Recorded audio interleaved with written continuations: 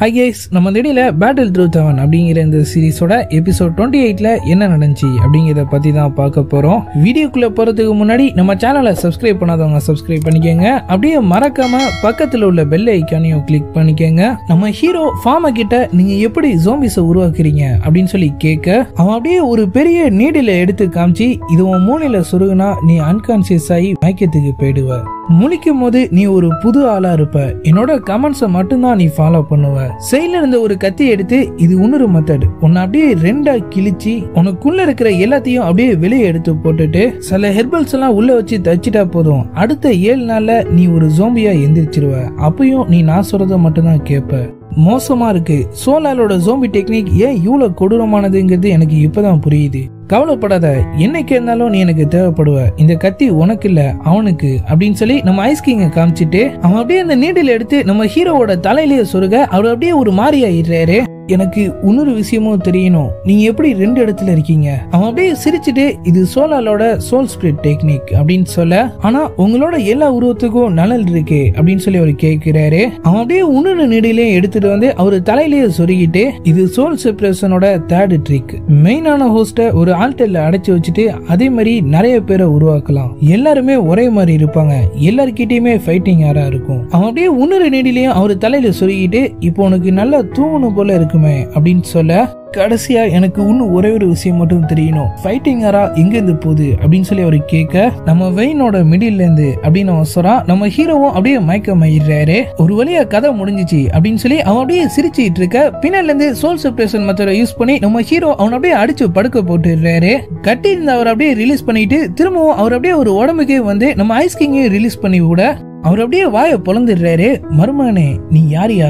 என் பொண்ணு உன்னை செலக்ட் பண்ணன்னு சொன்னப்ப ஆரம்பத்துல நான் கூட கொஞ்சம் வருத்தப்பட்டேன், ஆனா நீ வித்தக்காரன் தாயா, எனக்கும் அந்த டெக்னிக்கை கத்து தெரியா அப்படின்னு சொல்லி அவரு கேட்க, ஹாய், வெள்ளறதுக்கு இது நேரம் இல்ல, தப்பிக்கிறதுக்கு ஏதாவது வழி இருக்கான்னு பாருங்க அப்படின்னு சொல்லிட்டு அவர் டக்குனு அப்படியே ரிங்குள்ள போயிடுறாரு. கிராண்ட் மாஸ்டர் கிட்ட போய் ஃபார்மோட ஒரிஜினல் உடம்ப உடனே அழிச்சாகணும் அப்படின்னு அவர் சொல்ல, அது எங்க இருக்குன்னு எனக்கு தெரியும், ஆனா நீ அங்க போக முடியுமான்னு எனக்கு தெரியல அப்படின்னு அவர் சொல்றாரு. சோல் பேலஸ் தானே சொல்றீங்க, அந்த இடம் எப்படி இருக்குன்னு உங்களுக்கு தெரியுமா? ஏன் தெரியாது, நான் அங்க இருந்தானே தப்பிச்சு வந்தேன். அங்க டைம் சென்ஸும் கிடையாது, எந்த வித லைஃபும் கிடையாது, வெறும் அளவு கடந்த வலியும் ரத்தமும் சாவும் மட்டும்தான். நீ உன் சோலை செப்பரேட் பண்ணி அந்த உடம்பு இருக்கிற ஆல்டருக்கு போற மாதிரி இருக்கும் அப்படின்னு அவர் சொல்ல, நம்ம ஹீரோ டக்குனு ரிங்ல இருந்து வெளியே வந்து நம்ம ஐஸ் கிங் கிட்ட, நீங்க என்ன கொஞ்சம் பாத்துக்கோங்க, நான் போய் ஃபார்மா கதையை முடிச்சுட்டு வந்துடுறேன் அப்படின்னு சொல்றாரு. அவருக்கு ஒண்ணுமே புரியல, யார பாத்துக்கணும், என்ன யார கொல்லணும், ஃபார்மாவா? சரி, அவர் அப்படியே அவர் ஸ்வாட யூஸ் பண்ணி சோல் செப்பரேஷன் மெத்தட் மூலமா அந்த இடத்தை விட்டு அப்படியே காணாம போயிடுறாரு. நம்ம ஜியோயான் இப்ப சோல் பேலஸ் கிட்ட இருக்கிற மாதிரி காட்டுறாங்க. அந்த இடம் ஃபுல்லா பயங்கரமா பனி சூழ்ந்து இருக்கு.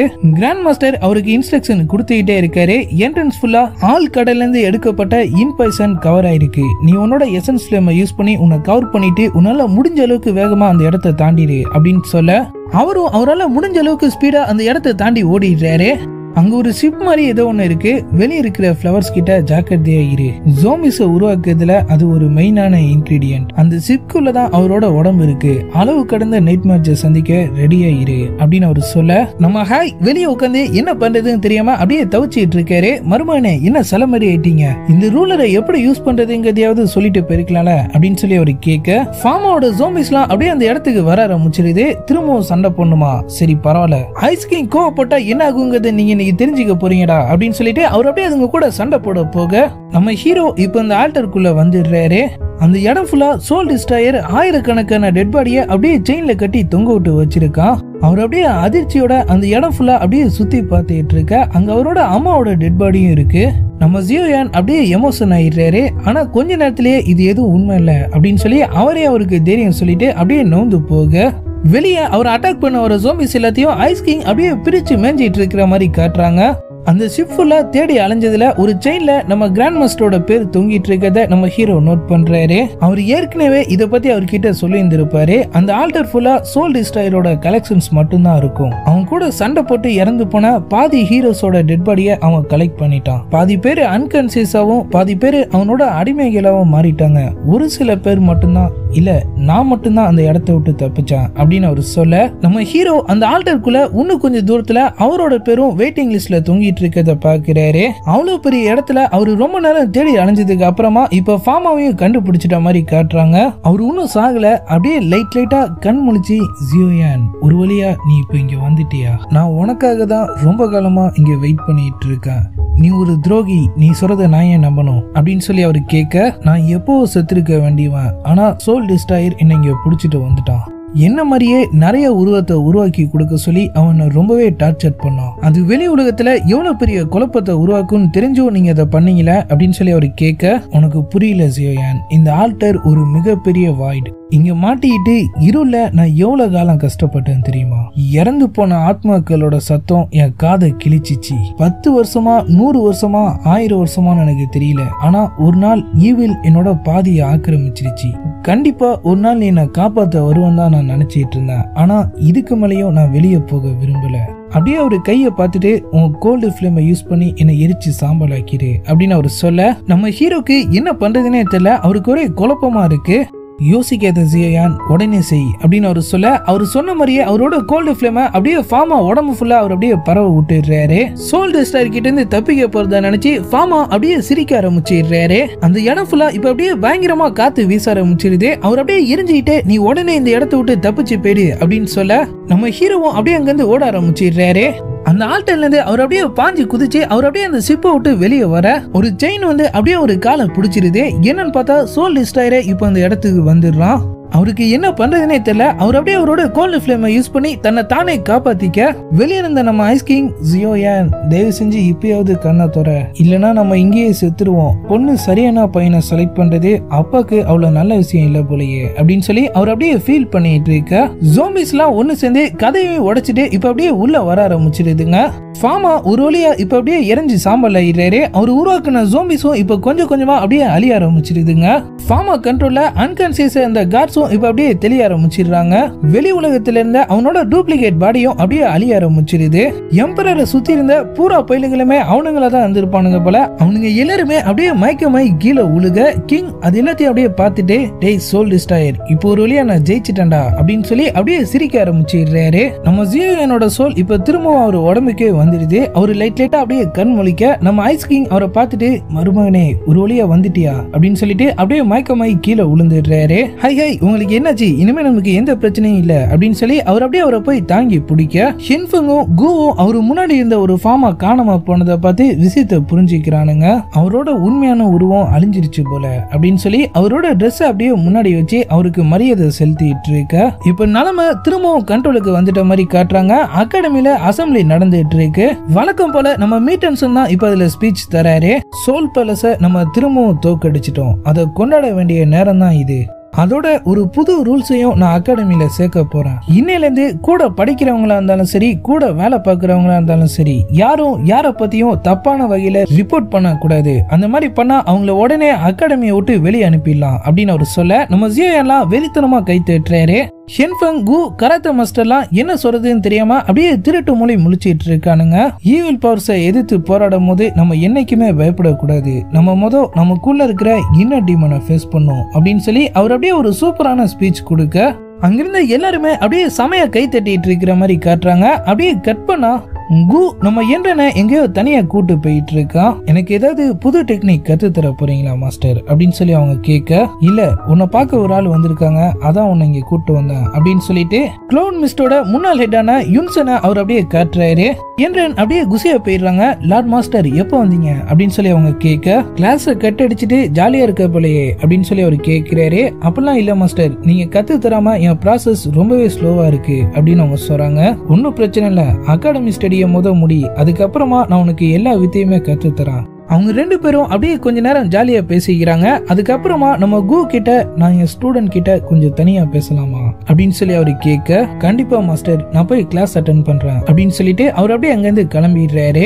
யுன்சன் டக்குனு சீரியஸ் ஆயிடுறாரு. என்றின் நான் கிட்ட ஒரு முக்கியமான கேள்வி கேட்க போறேன்.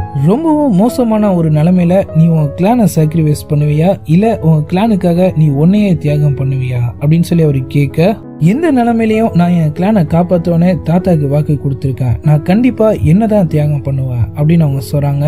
இந்த வார்த்தையை கேட்கறதுக்காக தான் நான் இவ்வளவு தூரம் வந்தேன். சோல் பேலஸ் எவ்வளவு பெரிய வேலையை பண்ணிட்டானுங்க பாத்தியா. ஃபார்மாவை கண்ட்ரோல் பண்ணி 2 எம்பரர் கிட்டையும் விளையாண்டு கொஞ்ச நேரத்துல ஃபைட் குயிக் கான்டினென்ட்டையே ஆட்டி பார்த்துட்டானுங்க. அவனுங்க கூட சண்டை போட்டு நம்மள நிறைய பேர் இறந்துருக்கும். இப்ப நம்ம கிட்ட எதுவுமே இல்ல. சோல் பேலஸ் இந்த நிலைமையில நம்மள அட்டாக் பண்ணா கூட நம்ம எல்லாருமே இறந்துருவோம்.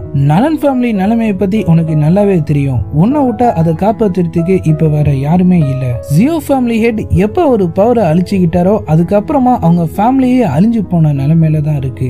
ஜியோயான் இருக்கானே நீ சொல்லலாம், ஆனா அவனும் வெறும் கத்துக்குட்டி மட்டும்தான். ஏன்சியன் ட்ரைப் டிராகன் ஐலாண்டை விட்டு வெளியே வந்து சோழல் கூட சண்டை போறதுங்கிறதுலாம் இப்ப இருக்கிற நிலைமையில சாத்தியம் இல்லைன்னு தான் சொல்லணும். ஜிங்யூனும் க்ளோட் மிஸ்டும் மட்டும்தான் இப்போதைக்கு ஏதோ சொல்லிக்கிற நிலைமையில இருக்கு. உண்மைதான் மாஸ்டர். அதனாலதான் தாத்தா க்ளோட் மிஸ்டோட ஓல்டு மாஸ்டரான உங்ககிட்ட ட்ரைனிங்க்கு அனுப்பி வச்சாரு.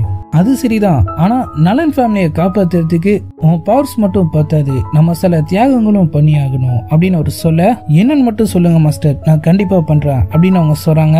இப்போ நம்ம ஹீரோக்கு ஏதோ ஒரு லெட்டர் வந்திருக்கு. ஃபேமிலி பிசினஸ்ல பிரச்சனை, நீ உடனே ஊருக்கு வா அப்படின்னு சொல்லி அதுல போட்டிருக்க. நம்ம ஜியோ சூனரும் ஜியோயானும் உடனே அகாடமியை விட்டு கிளம்ப ரெடி ஆயிடுறாங்க.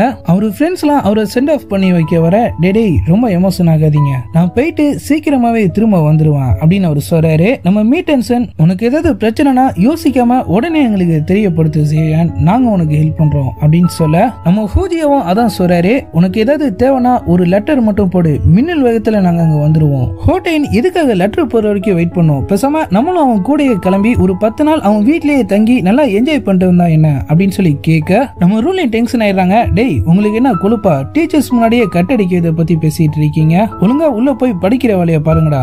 ஜியோயான் ஜியோ சூனர் போயிட்டு சீக்கிரமா வேலையை முடிச்சுட்டு அகாடமிக்கு திரும்ப வர பாருங்க அப்படின்னு அவங்க சொல்ல, கண்டிப்பா ரூலின் அப்படின்னு சொல்லி அவங்க 2 பேரும் அவங்க எல்லாருக்கும் அப்படியே குட் பை சொல்லிட்டு அப்படியே அங்க இருந்து கிளம்பிடுறாங்க.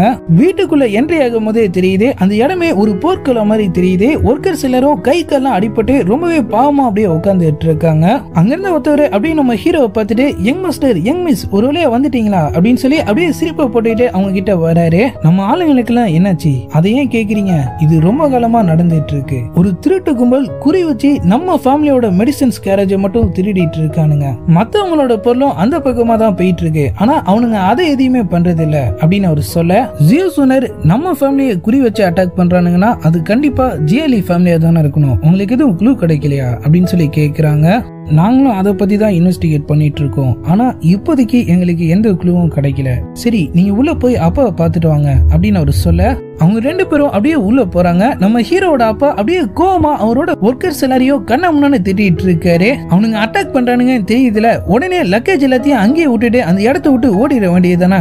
இப்போ உங்களுக்கு எப்பெல்லாம் அடிபட்டு இருக்கு பாருங்க, உங்க ஃபேமிலிக்கு நான் என்ன பதில் சொல்ல போறேன். இவ்வளவு காலமா என் கூடயே இருந்து வேலை பார்த்துட்டு இருந்த 2 பேர் இப்ப இல்லாம போயிட்டானுங்க, அவனுங்க ஃபேமிலிக்கு நான் என்ன பதில் சொல்லுவேன், அவனுங்க பசங்களுக்கு நான் என்ன பதில் சொல்லுவேன், அவங்க அப்பா அம்மா கிட்ட நான் என்ன சொல்லுவேன், அவங்க தாத்தா பாட்டி கிட்ட நான் என்ன சொல்லுவேன் அப்படின்னு சொல்லி அவர் அப்படியே எல்லாரையும் திட்டிட்டு இருக்க. நம்ம ஹீரோ அப்பா அப்படின்னு சொல்லி கூப்பிடுறாரு. பொண்ணு அங்க நடந்துட்டு இருந்த எல்லா பிரச்சனையும் அப்படியே மறந்துட்டு அவர் அப்படியே கண் கலங்கி அவங்க 2 பேரையும் அப்படியே பார்க்க, அவரோட அசிஸ்டன்ட் அங்கிருந்த எல்லாரையும் வெளியே போய் ட்ரீட்மெண்ட் பார்க்க சொல்லி அப்படியே அங்கிருந்து அனுப்பி விட்டுறாரு. அவர் அப்படியே ஸ்லோ மோஷன்ல அவங்க கிட்ட வந்து, ஜியோயான் ஜியோ சூனர் ஒரு வழியா நீங்க 2 பேரும் வந்துட்டீங்களா அப்படின்னு சொல்லி கேட்க, கவலைப்படாதீங்கப்பா அதான் நாங்க வந்துட்டோம்ல, இனிமே எல்லா பிரச்சனையும் நாங்க பாத்துக்கிறோம், இதுக்கு காரணமானவன் யாரா இருந்தாலும் சரி அவனை தேடி கண்டுபிடிச்சு நான் அவனை பழி வாங்குறேன் அப்படின்னு அவர் சொல்ல, டை வந்ததும் வராததுமா என்னடா பழி வாங்குறேன் கொல்றேன்னு சொல்லி இந்த மாதிரி பேசிட்டு இருக்க அப்படின்னு சொல்லி அவர் அப்படியே அவர் மேல லைட்டா கோவப்படுறாரு. நம்ம ஹீரோவும் ஹீரோயினும் சேர்ந்து அப்படியே கைத்தாங்களா அவர் அப்படியே உட்கார வைக்க, நீங்க அகாடமிக்கு போயிட்டீங்கிற நியூஸ் எனக்கு கிடைச்சிச்சு, நான் ரொம்பவே சந்தோஷப்பட்டேன். டெய்லி நான் அவன் அம்மாவோட கல்லறைக்கு போய் உங்களை பத்தி தான் பேசிட்டு இருப்பான். சரி சாப்பிட்டு ரெடி ஆகுங்க ஜியோ சூனர், நம்ம போய் ஆண்டியை பார்த்துட்டு வரலாமா, ஜியோயான் என்ன சொல்ற அப்படின்னு சொல்லி அவர் கேட்க, அப்படியே எபிசோட் 28 முடியுது. இது என்ன புது பிரச்சனையா இருக்கு, நம்ம ஹீரோவோட கிளானுக்கு தொல்லை கொடுத்துட்டு இருக்கிறது யாரு, க்ளோன் மிஸ்டோட ஓல்டு மாஸ்டர் எதுக்காக நம்ம என்ட்ரனை பார்க்க வந்தாரு, அவரு பேசுறத பார்த்தாலே தெரிஞ்சிருக்கும் அவரு கண்டிப்பா அவங்க கிட்ட இருந்து எதையோ எதிர்பார்க்கிறாரு. அது என்ன விஷயம், என்ட்ரன் அதுக்கு ஒத்துக்கிட்டாங்களா இல்லையா அப்படிங்கறதெல்லாம் நம்ம நாளைக்கான வீடியோவை பார்த்து தெரிஞ்சுக்கலாம். அது வரைக்கும் குட் பை.